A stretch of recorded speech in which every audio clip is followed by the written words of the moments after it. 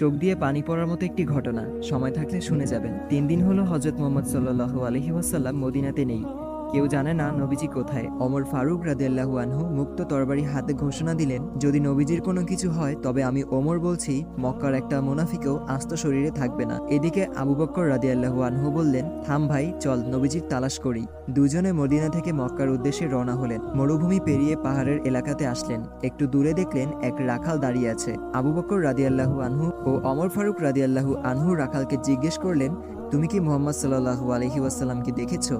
রাখাল উত্তরে বলল, আমি মুহাম্মদ সাল্লাল্লাহু আলাইহি ওয়াসাল্লামকে চিনি না এবং আপনাদেরকেও চিনি না, তবে ওই পাহাড়ের উপরে একজন লোক ইয়া উম্মতি বলে কাঁদছেন। আবু বকর রাদিয়াল্লাহু আনহু ও ওমর ফারুক রাদিয়াল্লাহু আনহু বুঝতে বাকি ছিল না ওই লোক আর কেউ না, দয়াল নবীজি হযরত মুহাম্মদ সাল্লাল্লাহু আলাইহি ওয়াসাল্লাম। রাখাল আবার বলল, লোকটির সাথে সাথে আমার সব উট ভেড়াগুলো কাঁদতেছে আর খাওয়া বন্ধ করে দিছে, আপনারা ওনাকে নিয়ে যান, তা না হলে আমার সব উট ভেড়াগুলো কাঁদতে কাঁদতে মরে যাবে। আবু বকর রাদিয়াল্লাহু আনহু ও ওমর ফারুক রাদিয়াল্লাহু আনহু পাহাড়ে গিয়ে দেখলেন দয়াল নবীজি সেজদারত অবস্থায় ইয়া উম্মতি বলে কাঁদছেন। নবীজির কষ্টে আবু বকর রাদিয়াল্লাহু আনহু বললেন, ইয়া রাসূলুল্লাহ, আমি আবু বকর ইসলাম গ্রহণ করার পর থেকে যত আমল করেছি সব আপনার উম্মতকে দিয়ে দিলাম, আপনি দয়া করে মাথা উঠান। নবীজি মাথা উঠায় না। এবার ওমর ফারুক রাদিয়াল্লাহু আনহু বললেন, ইয়া রাসূলুল্লাহ, আমি ওমর যে আপনার মাথা নিতে গিয়ে নিজের মাথা দিয়ে দিয়েছি, সে আপনার উম্মতের জন্য সব আমল দিয়ে দিলাম। নবীজি মাথা উঠায় না। আবু বকর রাদিয়াল্লাহু আনহু বললেন,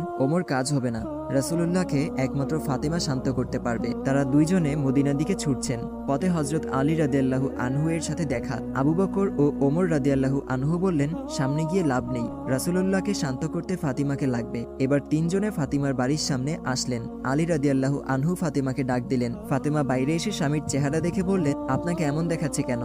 তবে কি মক্কার মুনাফিকরা আমার আব্বাজানকে মেরে ফেলেছে? হযরত আলী রাদিয়াল্লাহু আনহু বললেন, তুমি তাড়াতাড়ি চলো, নবীজি ইয়া উম্মতি বলে কাঁদছেন, মাথা উঠাচ্ছেন না। ফাতিমা দৌড়ে গেলেন। নবীজির কাছে গিয়ে বলছেন, আব্বাজান, আপনি সফরে যাবার আগে এবং সফর থেকে ফিরে প্রথমে আমাকে দেখতেন, আমার সাথে কথা বলতেন, কিন্তু আজ 3 দিন হলো আপনার কোনো খোঁজ নেই, আপনি কি আমাকে ভুলে গেছেন? নবীজি তাও মাথা উঠায় না। ফাতিমা রাদিয়াল্লাহু আনহু বললেন, আব্বাজান, আমি আপনার ফাতিমার সব নেকি আপনার উম্মতকে দিয়ে দিলাম। নবীজি মাথা উঠায় না। নবীজির দুই পাশে হাসান হুসেন দাঁড়িয়ে বলতেছেন, নানাজান উঠেন, নানাজান উঠেন। নবীজি মাথা উঠায় না। হঠাৎ ফাতিমা রাদিয়াল্লাহু আনহু বলে উঠলেন, আব্বাজান, আপনি উঠেন, আমি আপনার উম্মতের জন্য আমি হাসান হুসেনকে কুরবানি দিয়ে দিলাম। আল্লাহু আকবার, আল্লাহু আকবার, আল্লাহু আকবার। এবার নবীজি মাথা উঠালেন আর বললেন, ফাতেমা, তুমি কি দোয়া করলা? আমার আল্লাহ তোমার দোয়া কবুল করে ফেলেছেন। নবী রাসূল সাহাবীদের রক্ত ঝরানোর কারণেই সেই দিন আজ আপনার আমার কাছে আসতে পেরেছে।